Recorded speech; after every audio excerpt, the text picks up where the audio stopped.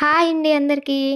పని మనిషిని పెట్టుకుంటే డబ్బులివ్వాల్సొస్తుందేమో, నన్ను చేసుకున్నారు మా ఆయన. జోక్‌గా ఏమీ చెప్పట్లేదండి. సీరియస్‌గానే చెప్తున్నాను. ఏంటో మార్నింగ్ లేచిన దగ్గర నుంచి నైట్ పడుకునేంత వరకు అంట్లు అలా కడుగుతూనే ఉంటాను. బ్రేక్‌ఫాస్ట్ ప్రిపేర్ చేయడం, అంట్లు కడగడం.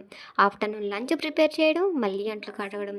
ఈవినింగ్ స్నాక్స్ ప్రిపేర్ చేయడం, మళ్ళీ అంట్లు కడగడం. నైట్ డిన్నర్ ప్రిపేర్ చేయడం, మళ్ళీ అంట్లు కడగడం. అన్ని సార్లు కడగలేం కదా అని చెప్పి, అన్నీ ఒకేసారి కడిగినా ఎన్ని అంట్లు వస్తాయో, అలా అని చెప్పి అన్నీ ఒకేసారి కూడా కడగలేమండి. కష్టమైపోతుంది. సింక్ అంతా ఖాళీగా ఉంటే మన ఆడవాళ్ళ మనసు ఎంత ప్రశాంతంగా ఉంటుందో కదా! నాకైతే చాలా పీస్‌ఫుల్‌గా ఉంటుంది. కానీ మా ఇంట్లో అయితే ఎప్పుడూ అలా ఖాళీగా ఉండదు సింకు.